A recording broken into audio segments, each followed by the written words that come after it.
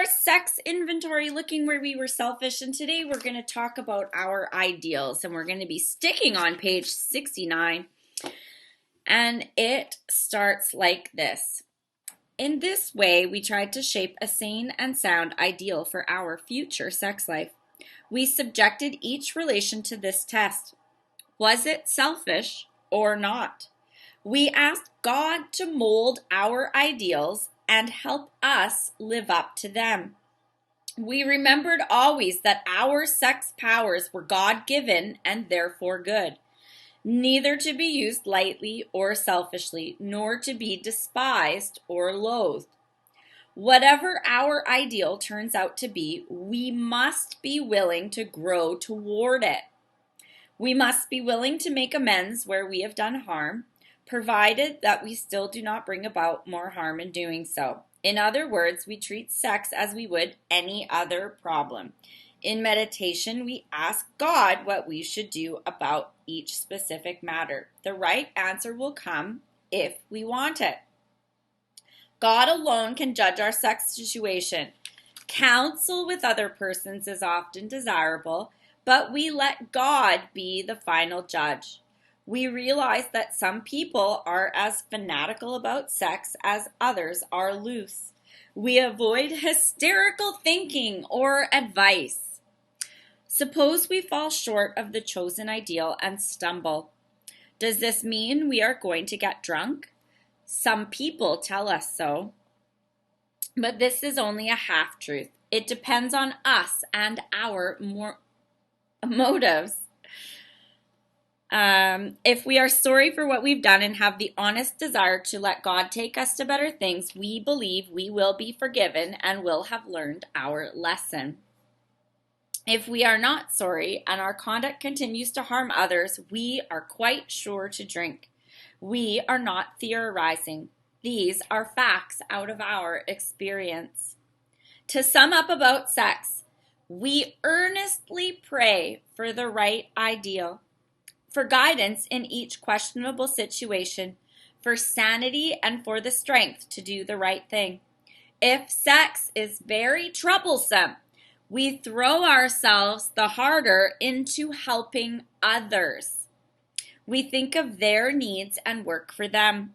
This takes us out of ourselves. It quiets the imperious urge when to yield would mean heartache. Tons to unpack in there. And some of you, if you're dating or thinking about dating, you might want to play this back later because I got experience in this situation. Tons of it. So when I was just through this process and I was between my third and fourth year of sobriety, I wanted to date. And I set out to date and I thought, I've done all this spiritual growth. It's amazing and I'm going to date. And it kept flipping flopping. It was awful. Everything kept being a disaster. And my sponsor, spiritual advisor at the time, Joseph Keats, God love that man, he said to me, it must have been 500 times, to calm the imperious urge, work with others when to yield would mean heartache. And I would go, stop fucking saying that. Like, that's how much he said it. I hated it. It drove me nuts. But what happened? Slowly, I started to get involved in more service. Slowly, I started to get involved with serving women, doing ladies groups at my house. I was driving tons of people to meetings. I was going to 3 meetings a day helping newcomers. I had about 20 sponsees. There wasn't a lot of strong women in recovery in my area, and so I became that girl, and I was helping tons of women. I didn't have time for guys. I didn't even think about guys. I was working with others. My knowledge of the big book grew. My group of women grew. Like, we had almost a cult of girls going through the big book, and it was amazing. But what happened was I grew. I grew into my ideals. My self-confidence grew. I wasn't seeking validation. I was full of God. I was full of service. I was full of love and light. So I wasn't seeking it outside of myself. And then it became easier when I found a person I wanted to date to look them against my ideals list. I don't ignore red flags. I investigate them. I have amazing conversations about things where I'll say, okay, the story I'm telling myself is that you're not interested and that you are looking at other women. Could you clarify what's going on in this situation? And my partner that I started practicing this with said, you got girl brain? I said, yeah, I've got a bit of girl brain. And he goes, okay. He's like, well, this is what the actual story is. And I'm like, thanks for clarifying for that. So I would investigate red flags. And if I saw them and they were bad, I would turn my back and easily walk away. Now dating's a cinch, right? I've dated, 3 guys in the past year. And if it doesn't work out or I see things that aren't matching to my ideals, I'm able to end it. And I'm not torn up about it for days because I know God has that man out there. While I'm working on myself, that man's working on himself. And when God's ready, he'll connect us. I just have to be willing and open to investigate these opportunities as they come up. And one day it'll be the one. This one seems to be working out quite well right now. Fingers crossed, right? So, but I'm able to do that because I've done my ideals. Now let me see if I have that here. Yes, I do. All right. Share. Screen share. So what I did, which was instructed in the big book, is to sit down and look for my ideals. Now, this is not my Santa Claus wish for a partner. Because Kim's Santa Claus wish is tall, dark, handsome, active, financially fit with a big eggplant, right? That's my wish list. But God's wish list for me is completely different. So I sat down and I had a meditation with God. And I said, okay, what does my ideal relationship look like? Not my ideal partner. My ideal relationship. And this is what I came up with. So for Kim, my ideal relationship is God-centered, service-based, fun and adventurous, supportive and understanding, open and accepting, honest and truthful, communicative, faithful and loyal, safe, and I need to feel challenged, driven, and motivated. And then I must have a heart of a servant. That's my God ideals for a relationship.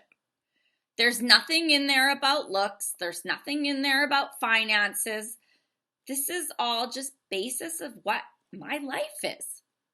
This is what my life looks like. Why? Because I have grown into my own ideals. By working with others and not dating. I am God-centered.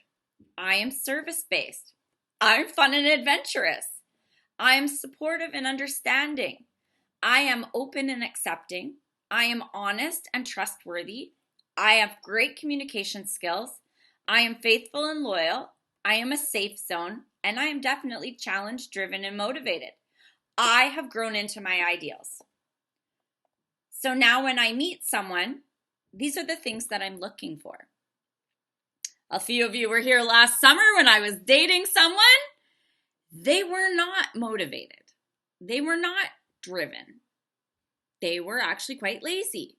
They didn't have that get up and go. They would call in sick for work. I'm not that type. So for me to be with someone like that, it's not going to work out, right? If someone is not matching your ideals, it's not going to work out. But you have to be your ideals too. If I say I want someone that's financially stable, I sure as heck shouldn't be living paycheck to paycheck. It's not going to match. If I want someone fun and adventurous, this is the funniest thing with online dating right now. I put that I love the outdoors. I love being active. Apparently a lot of people put that, but they don't actually do it. So the last 3 gentlemen that I've dated, all 3 of them, I'm like, wow, you actually hike and stuff. I'm like, Yeah, that's what it means when you say you like to be outdoorsy. Well, they're like, yeah, but most people say that, but they don't actually do it, right? So it's, if you say it, you should be doing it. And that's the same for our ideals. Now, if something else is important to you, that's going to come up in your meditation. This is just what's come up for me. This has been my same ideals list for the past week and a half, year and a half to 2 years. And when I meet someone, I look for these things. Obviously, the checklist isn't going to be checked off overnight. Some things take a little bit longer to come undone, right? So you meet someone and everything looks like it matches up, but this is what we talked about last week. After 2 months, the real them comes out. Between 2 months and 6 months is when you really see if they have these things. Especially if you start spending more time throughout the day with them. If you only see someone at night on a date, you need to spend a good 24 hours to see what they're like all the time. So it's easy to be who you say you're going to be for 4 hours at night. But what are you like at, 7 a.m.? What are you like at 1 in the afternoon? Do a road trip between 2 months and 6 months. A little weekend road trip. Somewhere cute, get a cabin, do camping if that's your jam. We all know that's not my jam. My son's laughing. But do a 24 or 48-hour road trip between 2 months and 6 months and see how they act. For me, the biggest test is how do they treat service people? If someone is at a restaurant and they're not nice to service people, they don't get a call back from me. How do they treat people at the grocery store? How do they act in the car? Right? These are the little things where I need to see that, because that's where I see the real person. Dinner dates, they're on their best fucking behavior. Right? I want to see how you really are. And that comes out between 2 months and 6 months. So that's the assignment, is the God ideals. What else did I miss? Because there's so much more to unpack in there. Anybody got hands up to see where the conversation goes? Oh, yeah. The harm. The intentions. So when you're dating someone, and I know most of you guys are probably in relationships, but for those who are not, or for those who are, going to be passing this information along to their sponsees, there's my elevator theory. And this is a true story. So when you're dating, you are allowed to date a few people because, we got to see what's going to work out. So sometimes we're dating 2 people. You're okay so long as your intentions are clear. So you've told both people that you're dating other people, right? You should not be sleeping with them all, but that's just personal preference. But I'm just saying, recommending date, sleep with the ones after 2 months, whatever. Personal preference. I'm not the arbiter. I just know from experience it gets messy. So the elevator theory is this. And it goes even if you're married and you're having a friendship with a guy. If you are in the elevator with your partner and the friend of the opposite sex or the other guy you're dating gets in the elevator, how are you going to feel? That's the test. So if you're chummy with your coworker guy at work, and then you're in the elevator with your husband and that guy gets in, is it awkward? Do you feel weird? That's the gauge of if you're doing something inappropriate. Same as if you're dating. So the story was, I was dating. I wasn't sleeping with everybody. I was just dating and getting to know a few people. And I was dating a guy that lived in my building. He lived on a higher floor and I lived on a lower floor. And then I had another guy that I had gone out for dinner with, and we were going to go to the pool. So we were in the elevator and the other guy got in the elevator. And it was really uncomfortable. And I made that decision that day. I like to investigate one thing at a time. I'm not the multiple dater kind of girl. It doesn't work for me. Some people it works well and they're able with a clear conscience to tell all 3 people that they're not exclusively dating. It doesn't work for me. So that's my elevator theory. And if you do cause harm, you need to be willing to make amends. This is something none of us are good at. We're members of Alcoholics Anonymous. We are not pro daters. Let me tell you, we suck at relationships. I haven't met a person in Alcoholics Anonymous that hasn't sucked at a relationship. I would fall off my chair if I met someone that was good at relationships in here. Even those that were married for 40 years, they've got stuff too, right?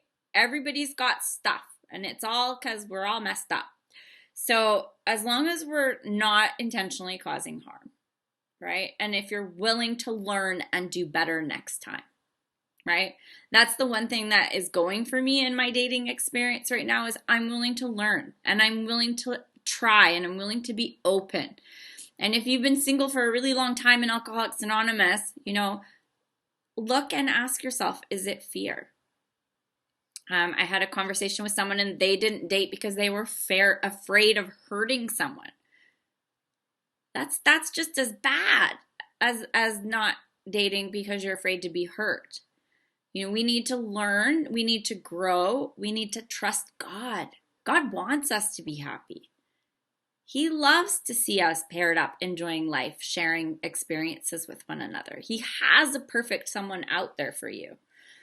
But you can't find that perfect someone if you're locked up in your house or if you're stuck with Mr. Wrong. Mr. Wrong will distract you from Mr. Right. That's another thing we do around here. Well, I'm just going to stay with this guy because it's safe until the next guy comes along. The next guy that comes along doesn't want you if you're with the wrong guy. And you're not growing into your ideals if you're stuck in a crappy relationship. You're actually going to be sliding backwards. You're going to be full of resentment, which is our number one offender. Okay, anybody else? Anybody? Ideals? Nobody?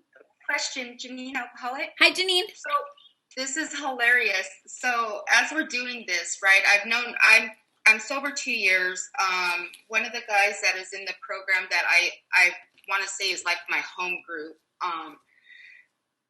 is married and, cool people. I've never gotten an icky vibe from him or anything. Real respectful. Up until yesterday, I get a text. His wife and children are gone out of country, and he's bored, right?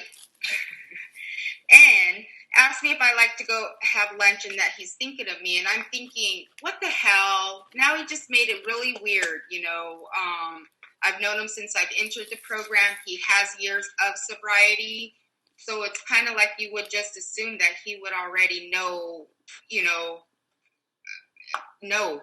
I didn't know if I was making a big deal out of it, but it kind of pissed me off a little bit. Like knowing that I'm working a program, and it's funny. It's not funny, but it's kind of crazy that we're working in this part of the steps. I freaking had a hard time of relaying I'm not interested, and I didn't, it's just uncomfortable, and it's crazy because I don't know what the hell. I have a boyfriend, and this would have never been an issue had I not been in the program. I wouldn't have thought about it twice. I would have said, oh yeah, sure, let's go have lunch and go to the meeting afterwards, because I just would have never thought of it differently. But today is a lot different. I feel uncomfortable. Absolutely. And I've had this experience a million times. And I am not the arbiter of anybody's sex conduct, but in my personal opinion, it's 100% inappropriate.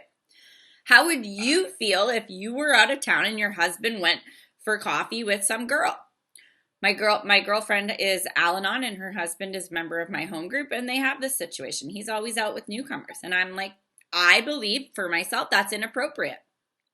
And for me, how I handle it, because I get asked for coffee all the time by people. And when I say I have someone I'm dating, which I use even when I'm not, it's my little white lie, I'm admitting to you all, I say I'm seeing someone and I don't think that they would appreciate me hanging out in private with a member of the opposite sex. It's inappropriate. And they bug off. Right? Yeah. And that's me, right? And like Joanne always says, we're women of dignity and honor. I don't go places with someone else's husband, right? I don't do things that it could be perceived a different way. I don't put myself in those situations anymore, regardless if my motive is right. Does that make sense?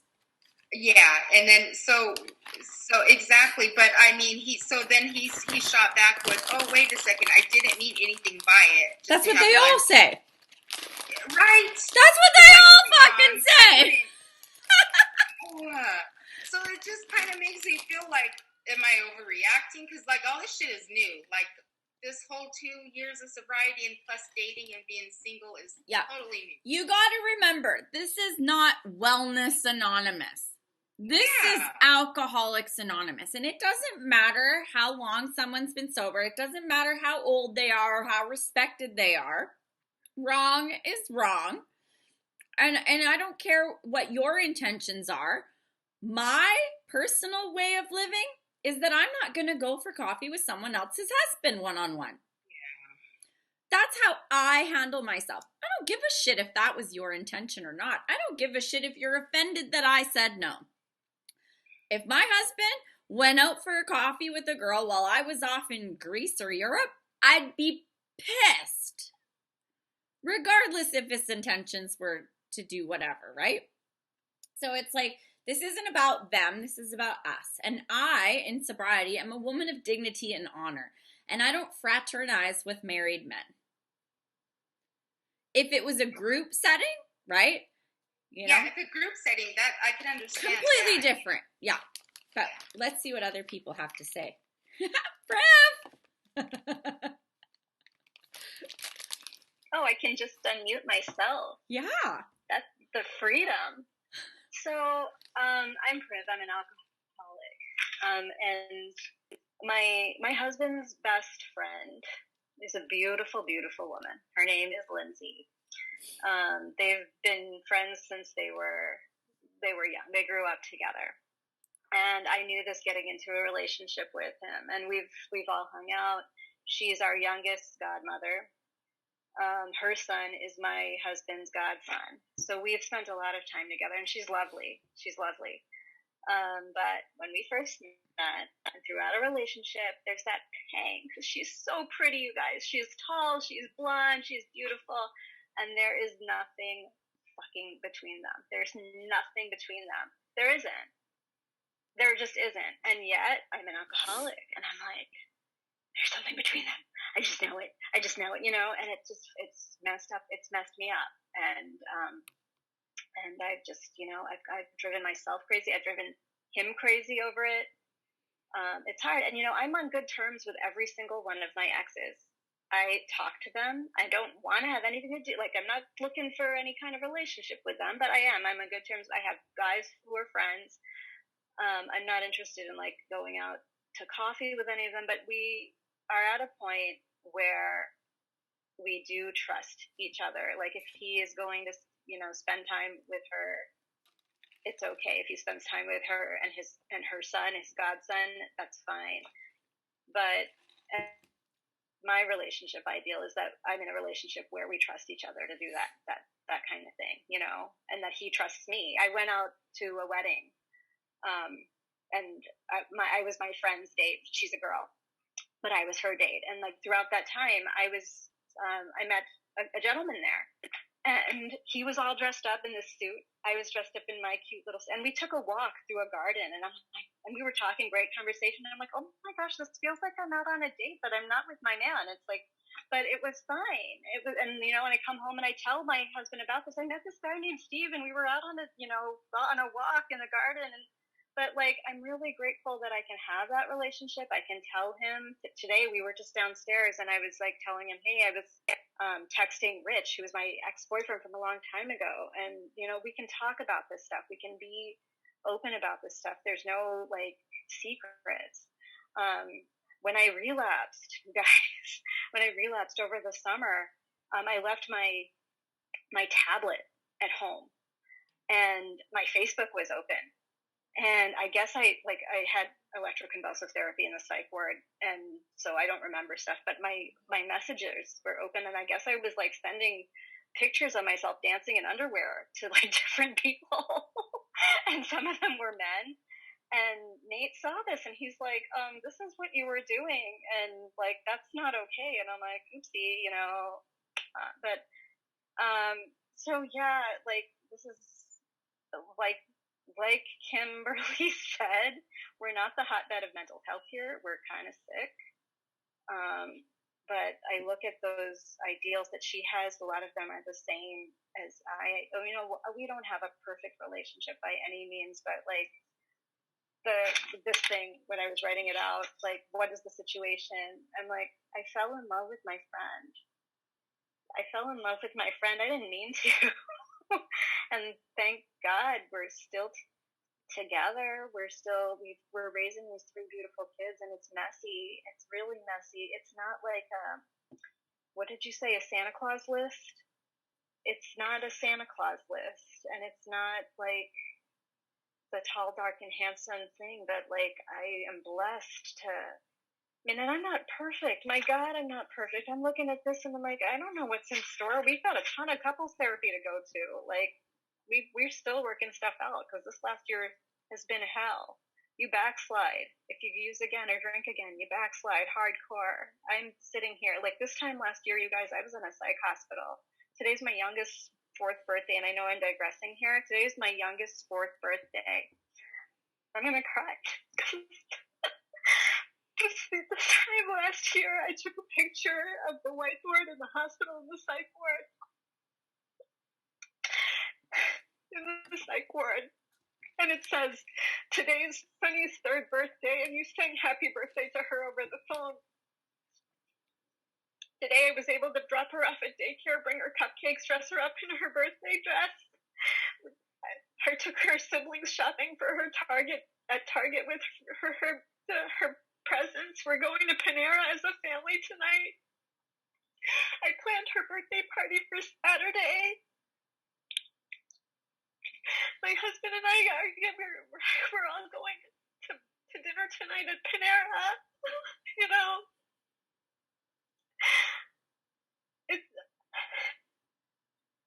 it's because of women like you. It's because of Alcoholics Anonymous. It's because of God that I'm sitting here. And I'm working on this stuff. I'm working more. I'm working hard.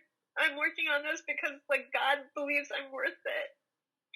I'm not sitting in an institution or jail, and I'm not dead. I did not see that coming. Oh my gosh. I did not. I was just going to talk about sex. There's more to sex than just sex. Right. Oh my gosh. Okay, I'll pass. Thanks, Priv. Love you. And happy birthday to your youngest. And that's like the gifts of this program. And one thing that she brought up that I want to touch on is, you know, there's a difference between trust and inappropriate, right? Like, trust isn't just about, well, I trust you, so you're okay to go to dinner with someone of the opposite sex. Trust, for me, I think of, so Derek is away fishing, right? And he messaged on Monday and he said, I'm going up to this river and there's no service. So he was off service for 2 days. I wasn't in my head. I wasn't thinking, oh, he's doing something else. That's trust. You know, the trust isn't just about, well, I'm okay with him going for dinner with other women, right? There's certain things that are inappropriate, especially if you don't have a base with someone, right? If you've been married for 30 years and you know everybody in between and so-and-so's so-and-so, like, that's totally different. But, you know, some random girl from an AA meeting, and you're off on a vacation and your husband's asking her out for coffee, that's inappropriate, right? We're not talking about longtime family friends and having coffee with them. That's totally different. That's more appropriate. So this is where it's not a one size fits all, right? It's not well, your partner, husband, boyfriend, girlfriend can never have coffee alone with a woman. That's not what we're saying. We're saying on each situation, it's different, right? But in that specific instance, a married man, while his wife is away, asking someone in their, relative earliest sobriety that they're not in any sort of friendship with to go to coffee, that's inappropriate. So there is always things. And this is why counsel with others is good, right? So my girlfriend that is Al-Anon and her husband is a member of our home group, he's always driving newcomers around that are of the opposite sex, and it makes this friend of mine very uncomfortable. And so she's like, do you have so-and-so's phone number? I'm going to call her and tell her it's not appropriate for her to be hanging out in cars alone with married men. I'm like, no, you're not. Because your problem's with your husband, not with that girl. It's up to her team to tell her it's not appropriate. It's up to you to tell your husband you don't appreciate him in cars with people. And this is where we get a little bit twisted as alcoholics. We go after the other person to educate them. Educate them? I'm going to educate. No, you educate your husband. You educate your boyfriend. You set the boundaries of what is acceptable or not. You're in the relationship with them. It has nothing to do with that girl. Right? We're going to talk about that when we get to step 9 and we talk about sex amends and stuff like that in step 9. And what do we do when women? We go after the other person, right? We don't go after the person we're in the relationship with. We go after the hussy that he slept with. No. Your issue's with the person you're in the relationship with. That's who you set the boundaries with. That's who you set intentions with. And so we need to remember that. Marla, hello. Hey, how are you? Good, how are you? Interesting conversation today. One of the things that I found when I got sober or stopped drinking was that it was really a hotbed of a mess because I was a mess psychologically with intimacy and growing up. How do you have appropriate skills? How to actually what are normal not normal, but what are typical relationships, and so it took a long time, even though I thought I was looking for that idea, but really it was another part of the addiction. And that whole thing on emotional sobriety was really important. It took a long time before I could be honest with myself. Not that I was being bad or the other person was being bad, but how willing was I to be honest, to be intimate, like in a grown-up way. I don't know if that makes any sense, but and what's really great is there's other fellowships that help with that. I did a lot of work with with sex and love addicts, Mm-hmm. And when I found that that's why I loved what you were talking about, like with first step last week. Fear used to hide a lot of stuff, and so I'd cover it up with all these wacky relationships. And I think the other thing is, being in touch with your partner, and it shouldn't be 24 hours a day therapy session, but have enough steady base that you can have a grown-up relationship. And just a minute. And so it's growth, and if we're busy trying to make things work or they're unusual, like you were saying, going for a walk with somebody, I don't know, that whole situation seemed weird. And it's not trusting the other person. It is trusting them, but it's also trusting ourselves to be grown up to take care of ourselves. So when somebody starts bringing up this weird behavior, like I was involved with a guy, I'd known him for 14 years. We were like going to be, oh yes, Mr. and Miss Recovery together. And he was a big corporate person. And he was used to screwing around a lot. And so anyways, it really took a while for me to kind of take just a minute. I don't know why this keeps doing this. Okay. So as it took a while for me to take care of my side of the street, to see things as they are, to see what addictive behaviors I'm bringing in, and to see, be around normal people, like typical people. That was also really the real gift, when I could see how other people interacted. And we go through seasons of change, but it wasn't, they were really true to their partners, and I don't know, behaved in like kind. So important conversation though, because this is where I see, from my own experience, I did go out drinking, but I sure made a big mess myself with a lot of sicko relationships. I had this one guy in AA, he says, 2 sickos don't make a wallow. And it's not necessarily saying they're sick, but we need to be growing up sometime more than we are, and also tell the truth, And that's why it's really great to have friends who are in recovery. I like your concept, Kim, of the trusted, closed mouth, trusted person.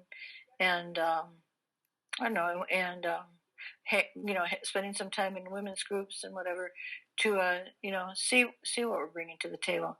But thanks a lot.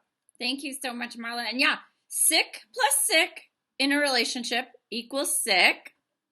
Healthy plus sick equals sick. Healthy plus healthy equals healthy. So if you are strong in your sobriety and you're dating someone that's not well, you're having a sick relationship. Now we got to remember when we come into this program and this fellowship, we have low self-esteem. Like below the basement self-esteem. So a lot of the times when we're getting into these relationships, it's for validation and we don't feel good about ourselves. We also have to remember that a lot of us have sexual trauma, right? You need to seek outside help for that before you get in a relationship. Another one is we all have, that goes kind of with the self-esteem, is low body image, right? No confidence. Some of us, when they come into Alcoholics Anonymous, have never had sex not drunk, right?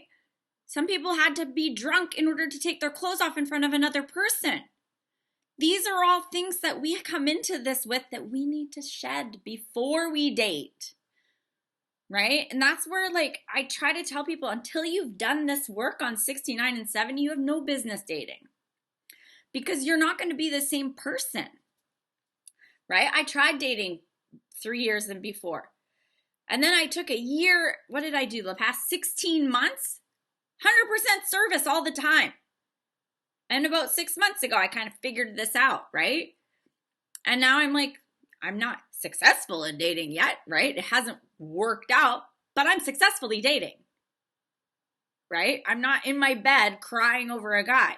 I'm not twisted. I'm not playing games. I'm not manipulating. I'm healthily dating people. I'm investigating. I'm finding stuff out. I'm getting to know them. I'm getting to know me. My life is amazing. And this one seems to be okay. Fingers crossed. I said that about the last one too. But we never know if we don't try. So if you've got anything that needs to be unpacked, unpack it. Put it in the drawer. Drop it off at the Salvation Army before you start dating. Don't start dating and then try to heal. It's not going to work. If you've got sexual trauma, if you've got low self-esteem, if you've got insecurities, deal with it. If you're dating and all you see is jealousy, all you see is fear, stop dating. Work with others. Trust me, it works, right? I'm not second guessing people. I'm not thinking they're doing anything. I'm not manipulating. I'm letting it unfold in God's hands. But if you're trying to date and you've got all this stuff coming up, like seriously, yesterday, girls, one of the girls, she's a grant sponsee, she posted a picture of her guy and she put mine on Facebook. I'm like, oh God. Right? If you have to claim your guy on social media, you need to go do some work with others. Right? We don't claim people. Keep it private till it's permanent. Has anybody here follow me on Facebook seen anything about any of my guys in the past year? Nope. I don't need to claim my man to keep him. If you're posting a picture of your guy and you're like, this is my guy, dear Lord, it's not a puppy, right? We don't need to claim these things. Put him back at the pound. That's where he belongs. And I felt like going, yeah, you can keep him. Nobody wants that. Mine, right? We don't do that here. That's not well. That's sick behavior, right? There's that other Facebook post where they're like, does this belong to anybody? Before you start dating him. Anyways, this is another one. Carol. Hi, I'm Carol. Wow, I just had a cracker. Let me get some water.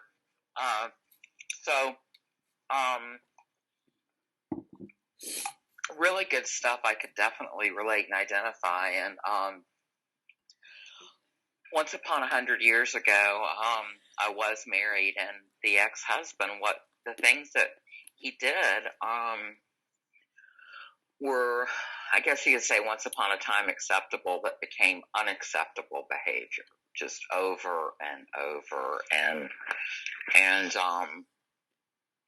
there were, I'll make this really brief, but there were Roberta, Tracy, and Joanne. Those were my bridesmaids when I got married. And Joanne ended up, the reason they were in my wedding was because we were really good friends, Joanne, Tracy, and Roberta. So Joanne got married and went her way, but I was super close with her and her family. Roberta, I had the issue with, and Tracy, we're still good friends. Since day one, our parents pushed us around in strollers. But Roberta, that was a bridesmaid of mine, and I shared a lot of intimate stuff about John and I, the ex-husband. And whenever I would go out of town, they were like, they'd go to dinner or they'd go here or there. And after a while, it's like, there was one scene where we did a hot tub with, there were four of us, me and John and Roberta and this other guy. And the whole time, John was like, I don't know, pinching her or doing something, playing, and she's like, stop, and I was like, no, it's not really appropriate. It's not cute. It's not funny. And so I did confront her, and I said, after this had been going on for months and really years, and they were friends. However, when we divorced, when we separated, that next month they were having sex. So, not saying that, I just, like you were talking about the red flags, and it's like, this is really not acceptable behavior. And one of my experiences was, when I'm single in the program, since I've been here on Amelia Island, I haven't dated anybody in the program, which is like 8 years. I just don't, because it's a small island. It's a small area. I have in the past, but not here. I certainly have been 13th stepped and I've 13th stepped, but that's a whole nother deal. Anyway, yeah, the red flags are really important. And if it doesn't feel right, like what was mentioned, if there is that possibility of, this really doesn't seem right. I don't feel comfortable with that. It's not you, it's me. And I usually say that, I just don't feel comfortable going to lunch when such and such, or so really good examples with that. Thank you so much. And, I appreciate it. Thanks, Kim. Thank you so much, Carol. Yeah, there's some major rules that I follow, and two of them, they're my biggest rules, is you never date a friend's ex or a close acquaintance ex. That's a rule. Like, that's a women's rule. It doesn't matter if she says it's okay. We don't do that. That's like the only old behavior street cred philosophy you take into recovery is you don't date someone else's ex. There's 7 billion people on the earth. Don't date somebody in your circle's ex. It's not acceptable. The other one is don't date anyone in your home group. It's disunifying. Right? Unity is the basis of our fellowship. Don't date someone in your home group. And if you are going to date someone in this fellowship, keep your program separate to their program. Don't combine your fellowships. My recovery is my lifeline For me now, I don't want to date anybody in the fellowship. Too much sickness here. That's my personal preference, right? That's me. Question in the chat that I love. I don't always know what healthy is. Healthy feels good. Healthy lets you sleep at night. Healthy doesn't make you think. Toxic, sick, not healthy keeps you up at night. Makes you think. Stops your day. Takes over your time. Derek's fishing for 3 days. I thought of him a couple times going, I wonder how he's having a good time. I didn't sit up at night. I didn't lose sleep. That's toxic. Healthy feels good. Healthy is ease.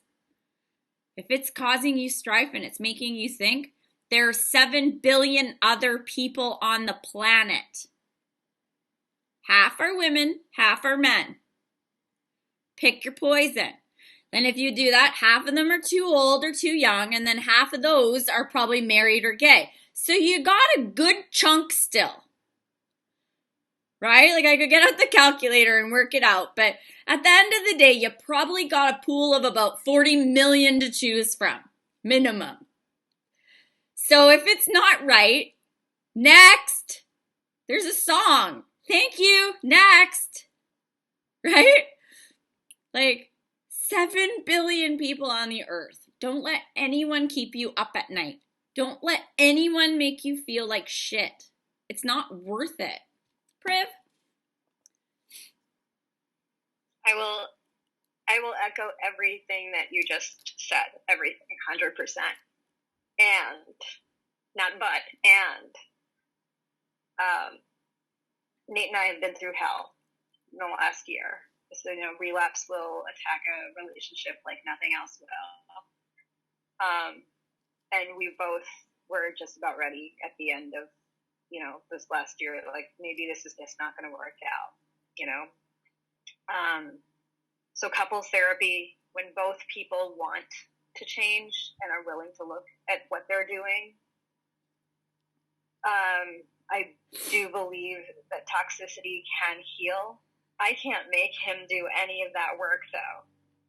And he has said, I can't be an emotional support to you.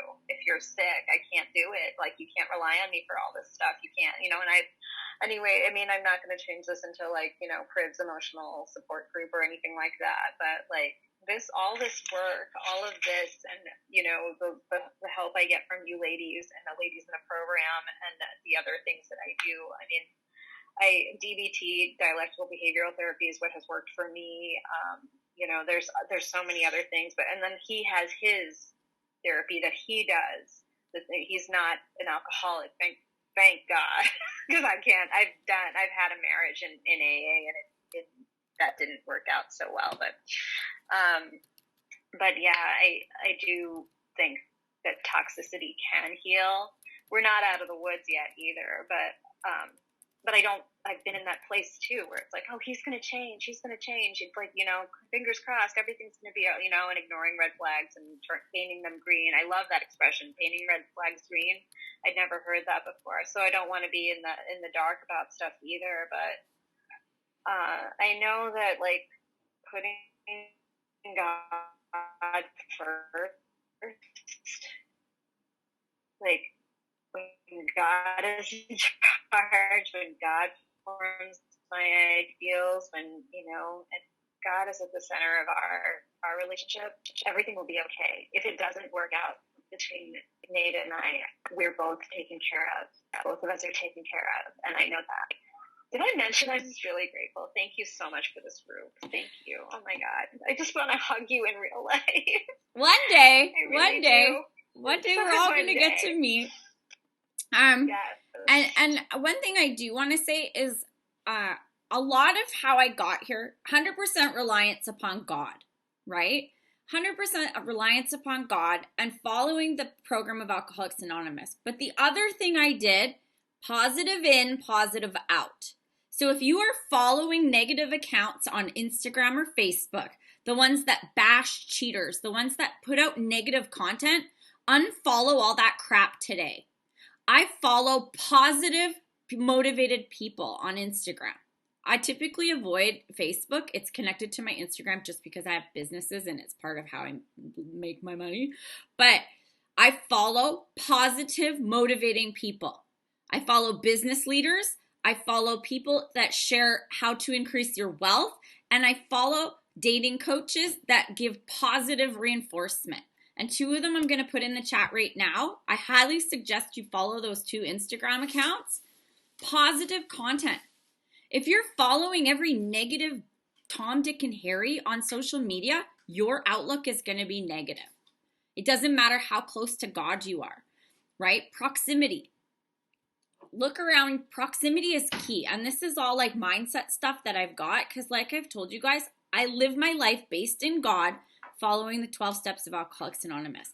But I do other work. And a lot of it is mindset. Your mind is going to take you out before anything else. In athletics, in business, in sobriety, your mind is going to take you out. So the more positive stuff you put in, the better. And proximity is key. If you hang out with 5 toxic people, you're going to be the 6th. If you hang out with 5 negative people, you're going to be the 6th. If you hang out with 5 positive people, you're going to be positive. If you hang out with 5 people that are working on themselves and building themselves up, you're going to follow their footsteps. Grandmas, you had it right. Show me who your friends are and I'll tell you who you are. Proximity is key. If you hang out with losers, you're going to be a loser. If you hang out with winners, you're going to be a winner. Positive in, positive out, right? And what happens is there's the 20-80 rule. So the 20% is where you want to be. And then you're in that 80%. You always want to be in the top 10% of the bottom 80%, striving to move up. What's going to happen is the dead weight's going to fall off and you're going to go up. And the 20% is always going to get higher. There is always someone above you doing more, growing more, wanting more. But there's always that 90% below you that are going to try to pull you down. So proximity is the word of the day. Amazing, amazing, amazing stuff. Yeah, follow those 2 Instagram accounts. If you want some positive dating relationship stuff, those 2 accounts are amazing. Amazing positive stuff. And if you're struggling with narcissist relationships, Google it, read on it, and get informed on what they do and how that their behavior controls you.